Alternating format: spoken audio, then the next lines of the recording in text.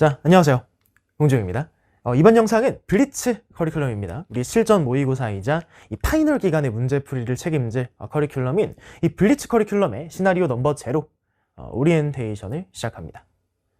실전 모의고사 커리큘럼입니다. 이 하반기에는요, 이 생명과학 혹은 과학탐구 전체를 놓고 보더라도 이 실전 모의고사를 베이스로 한 실전 모의고사가 중심축이 되는 학습이 필요합니다. 이거는 남녀노소, 이 강사 가릴 거 없이 누구나 동의하는 내용일 거야. 그러니까 어떤 말도 있을 정도냐면 이 실전 모의고사를 많이 풀고 수능장 들어가는 사람하고요, 실전 모의고사 경험이 좀 부족한 채로 들어가는 사람하고는 뭐랄까요, 쌓여있는 이 경험치라고 할까요? 그런 것들이 완전히 차이가 납니다. 그러다 보니까는 어떤 낭설도 있냐면 과탐은 하반기에는 실무 돌리기를 하면 된다. 실무를 양적으로 확보해서 실무를 여러 번 풀어보다 보면 솔리드한 성적대가 생길 거야, 이런 이야기도 있을 정도로 이 과탐의 하반기 어떤 시장에서는 이 실전 모의고사의 경험이 중요합니다. 그거에 대해서는 누구도 부정할 수가 없겠죠. 이 홍준호 강사도 동의합니다. 이 하반기에는 특히 생명과학은 이 타임어택, 시간 안에 뭔가를 해내고 안정적으로 해내는 게 중요한 과목이기 때문에 이 실전 모의고사를 바탕으로 학습하는 게 중요해요. 따라서 이 블리츠 커리큘럼의 가장 첫 번째 기저에 깔려있는 목적은 뭐냐면 실전 모의고사에 충분한 경험치를 쌓아주는 것이기도 합니다. 것이 기도하다는 거예요.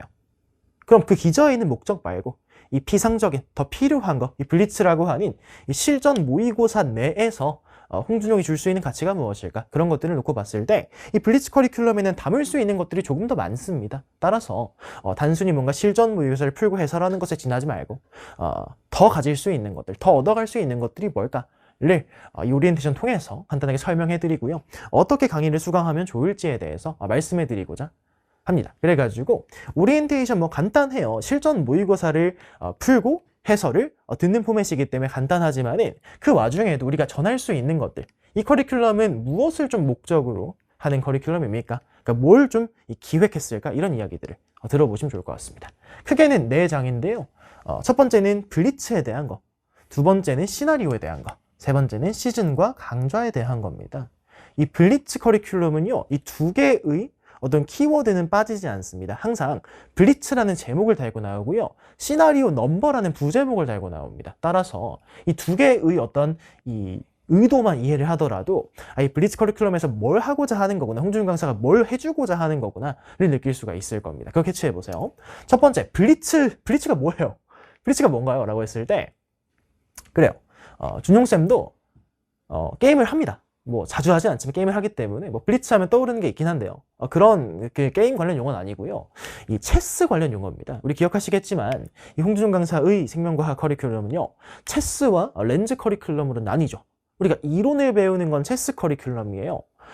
문제풀이, 체화를 담당하는 게 렌즈, 컨택트, 서클, 프리즘 이런 커리큘럼이고, 체스 하면 떠오르는 커리큘럼이 있으셨으면 좋겠습니다. 어떤 게 있어?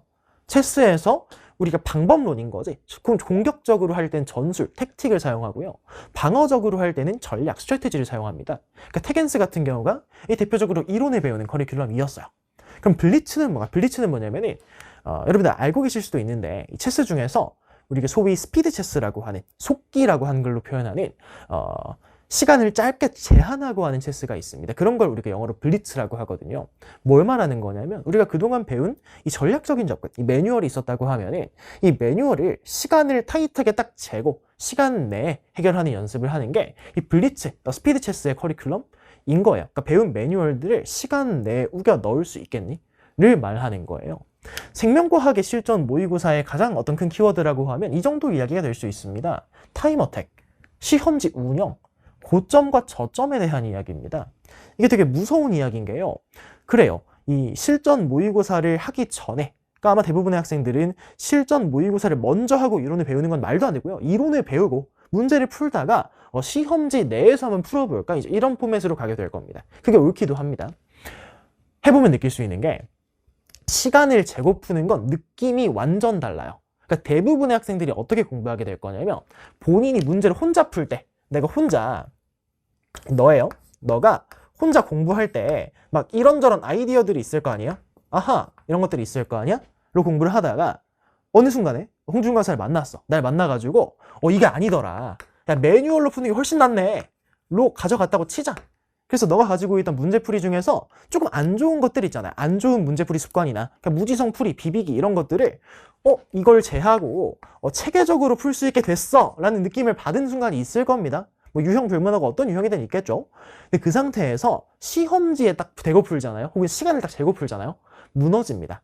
무너져요. 어떤 걸 전제해야 되냐면 네가 가지고 있는 최악의 문제풀이 습관이 있을 겁니다. 각자 있을 거예요. 그게 튀어나오는 순간이 생깁니다. 그러니까 시간을 재고 풀면 귀신같이 네가 뭔가 봉인해뒀던 안 좋은 풀이 습관이 튀어나와요.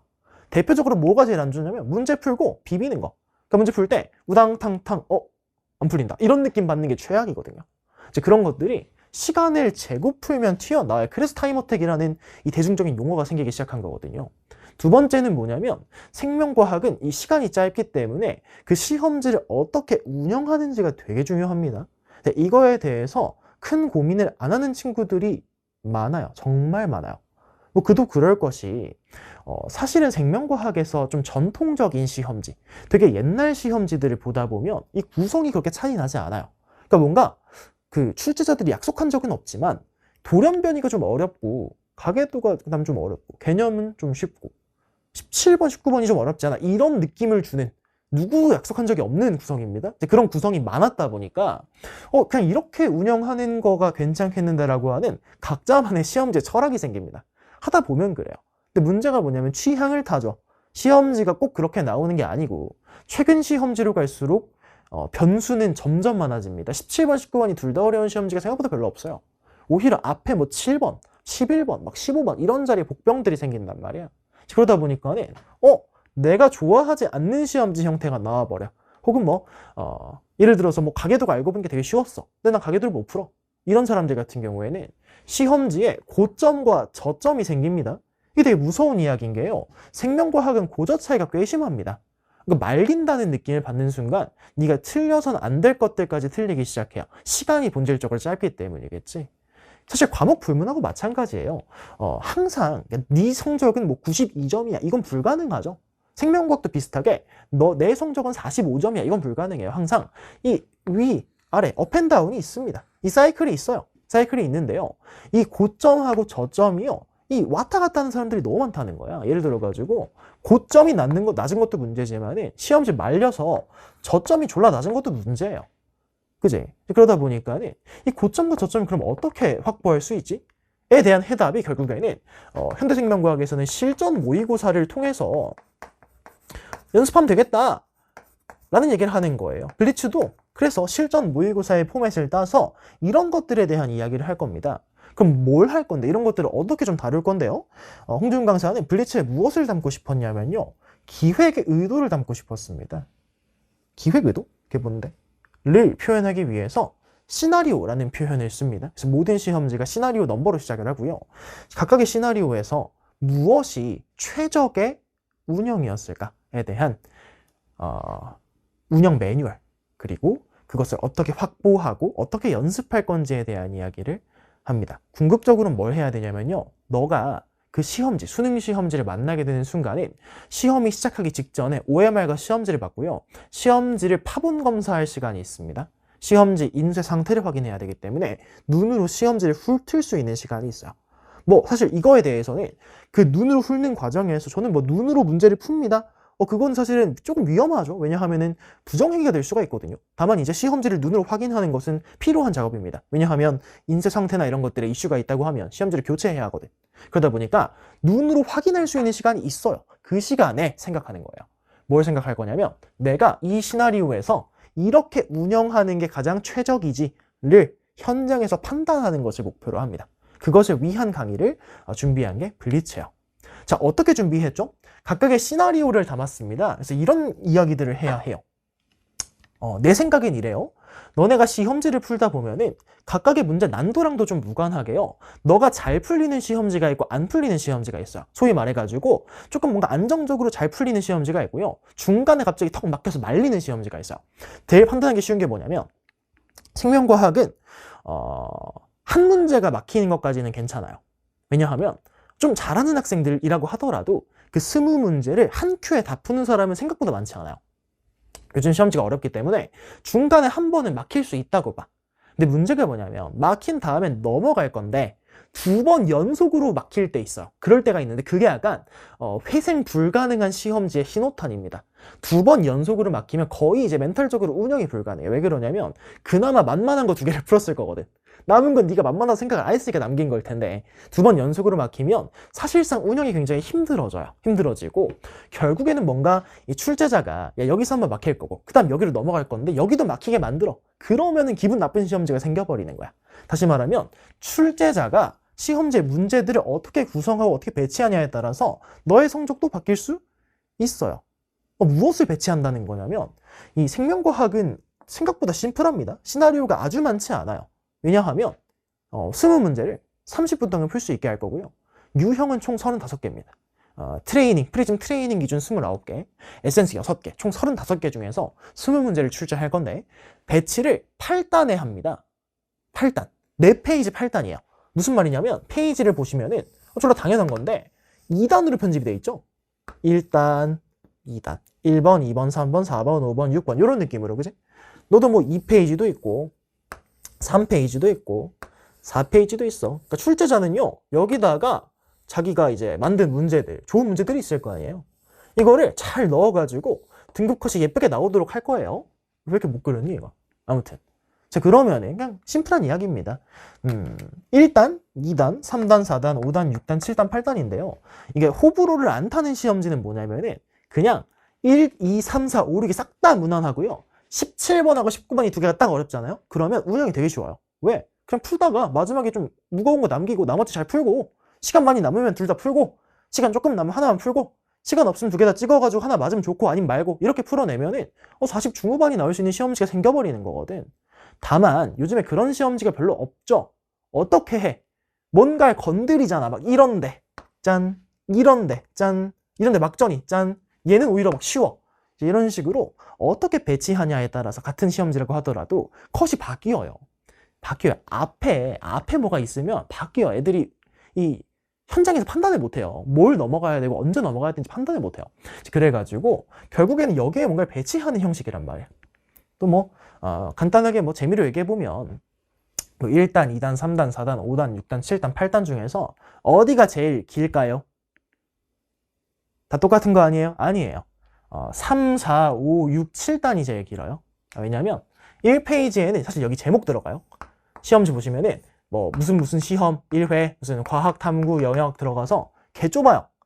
그다음 8단에는 자 필적 확인란 확인하셨나요? 막 이런 거 들어가요. 그래가 좀 짧아요. 그래서 여기가 제일 깁니다. 네, 일반적으로 이제 뭐 이쪽에 좀 어려운 문제가 들어가는 추세긴 하지만 뭐 이런 데도 들어갈 수 있죠. 그래서 사실 현장에서는 할 수 있는 어떤 이 운영 방법과 어떤 이 루틴이 아주 많지는 않습니다. 어떤 걸 하는 거냐면 가장 중요한 건 뭐냐면 무엇을 먼저 풀고 무엇을 나중에 풀고 언제 어디로 넘어갈 건지를 판단하는 거. 그러니까 여러분들이 현장에서요 해야 하는 것은 딱 파본검사 시험지 받았을 때 해야 되는 거는 1번이 뭐냐면 내 이 시험지를 언제 어디서 넘어갈 것이다를 판단이 가능해야 돼요. 판단을 안 하면 안 되고요. 나 이거 먼저 풀고요. 그 다음 요거 풀고 그 다음 요거 풀 거야. 그 다음 요 애들 풀 거야. 이런 게 판단이 돼야 돼요.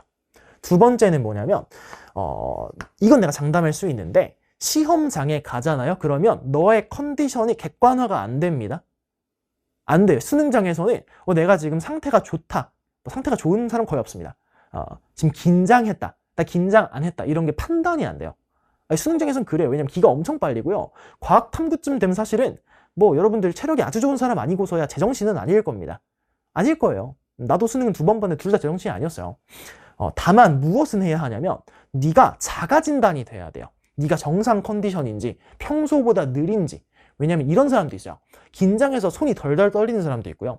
평소보다 갑자기 너무 빨라지는 사람도 있어요. 혹은 평소보다 예를 들어 선지를 속읽기를 하는 거야. 헷갈릴까봐 기억 니은들이 한 번 더 읽어 속으로. 그런 사람들 많아요. 수능장에서 그런 게 진짜 많아요. 근데 그런 게 말리는 지름길이라서 네가 평소에 생각했던 이상적인 속도감이 있을 거 아니야? 그 속도감이 정확히 맞는지를 현장에서 판단을 해야 돼요. 근데 판단할 수 있는 소스가 많지가 않습니다. 예를 들어 생명과학은 제가 이런 얘기 하죠. 쌤은 이제 수학 볼 때요. 수능 수학을 볼 때 중간에 무조건 화장실에 갔다 와요. 수능 2번 반에 2번 다 수학장에 화장실 갔다 왔어요. 그럼 평소에 실전 모의고사 할 때는요? 그래도 갔다 와요. 왜 갔다 오냐면 그게 이득이라고 판단해서 그래요. 그게 더 효과적이다. 왜 그러냐면 묘사를 들어보세요.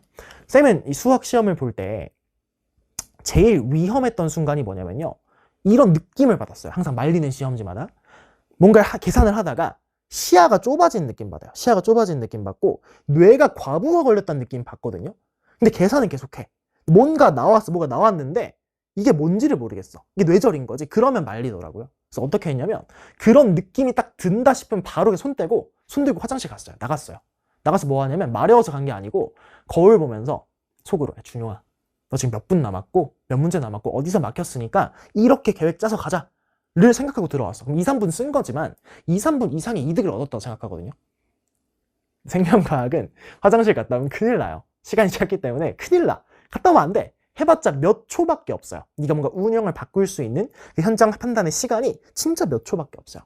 그 몇 초를 어떻게 활용할 거지에 대한 이야기가 필요합니다. 그래서 궁극적 목표는 뭐냐면은 나랑 이 시나리오들을 보면서 이렇게 운영하는 게 현명하고 현장에서는 이런 장치들이 필요한데?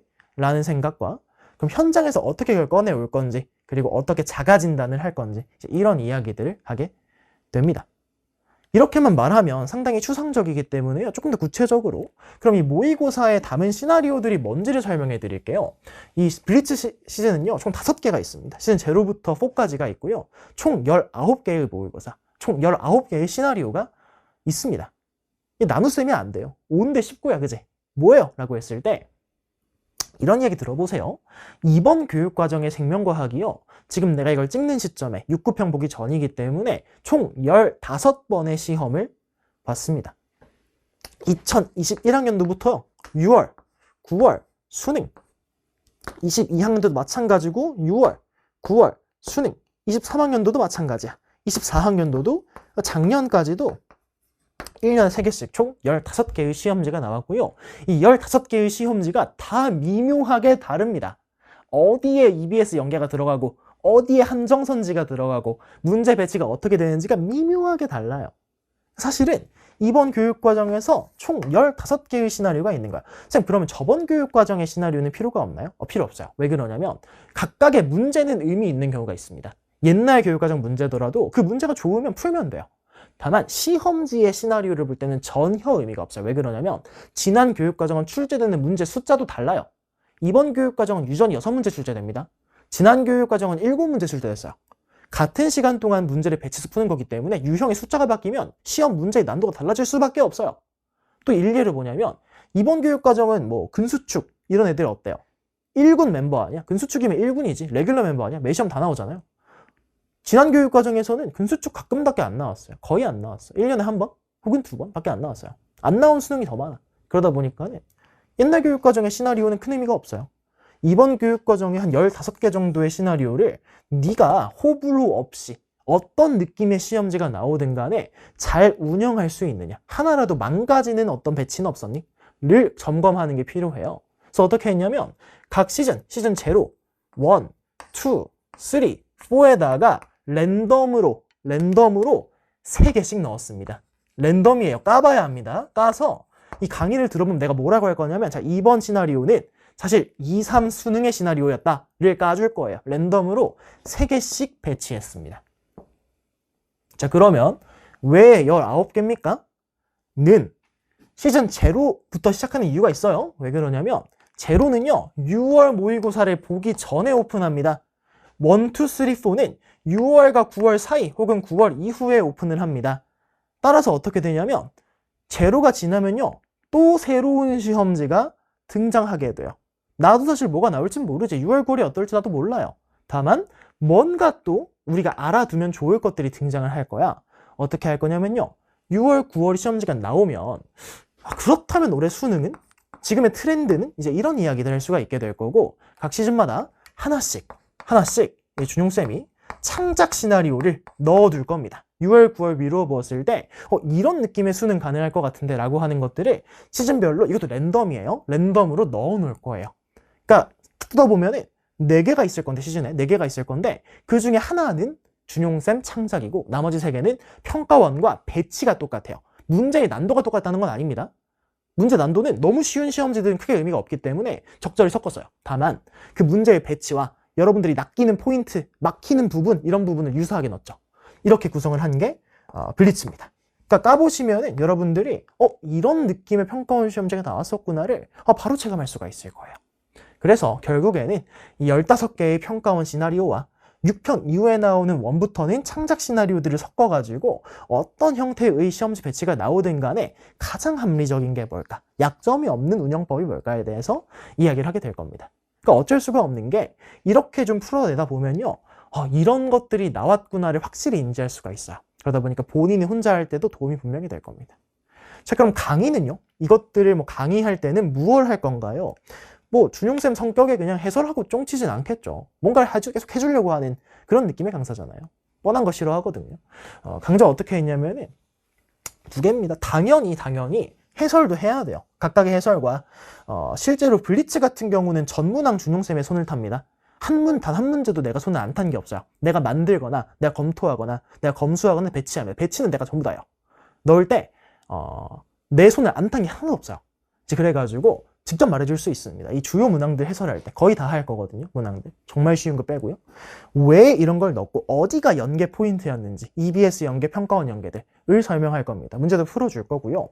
언제 어디로 넘어갔어야 됐는지에 대한 이야기들도 합니다.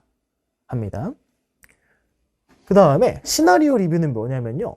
이 시험지를 만든 의도에 대해 얘기합니다. 여러분들이 시험지 딱 풀어냈을 때 너 여기서 막혔니? 그랬으면 안 돼. 여기 넘어갔어야 돼. 이런 이야기들을 합니다.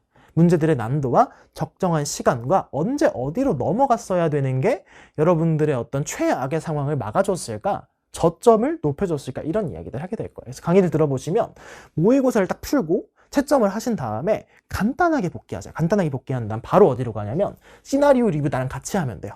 같이 보면서 이런 걸 의도했던 시험지구나. 내가 여기서 막혔구나. 이런 이야기들을 같이 해보면 좋을 것 같아요. 그 다음에 필요한 문항들 위주로 주요 문항 해설을 들어보시고 정리 딱 하면은 깔끔하게 어떤 평가원 시험지 하나 그리고 변형한 시험지 하나에 대한 이야기를 네가 고스란히 얻어갈 수가 있을 거야. 그런 이야기를 하게 되는 게 이 블리츠의 강좌입니다. 재밌을 거예요. 여기까지 말을 줄일 수가 있을 것 같고 앞으로는 시험지 뜯어보시면 봉투를 받으시면요. 봉투 들고 왔어요. 이 블리츠 봉투 뜯어가지고 풀고 강의 딱 들어보시면 뭘 하겠다는지가 딱 느낌이 올 거거든. 그래요. 그렇게 하시면 될 것 같습니다. 마지막으로 하고 싶은 말은 이 파이널 기간의 목적은 항상 이거야. 항상.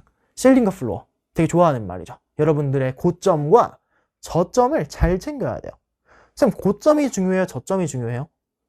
그 우문이라 그랬죠. 둘 다 중요하다 그랬어요. 고점도 높아야 되고요. 무너지지 않는 저점도 필요합니다. 둘 다 해내시려면은 이 실전 모의고사를 단순히 실무 양치기 돌리기 말고요. 무엇을 얻어갈 수 있는지, 네가 현장에서 어떻게 판단했을 건지를 같이 이야기했으면 좋겠어요. 혼자 보기가 어렵다면 나랑 같이 하면 됩니다. 그런 이야기들을 해볼 수 있을 것 같습니다. 이제 본격적인 강의에서 배우면 될 것 같아요. 괜찮죠? 그래요. 오늘은 여기까지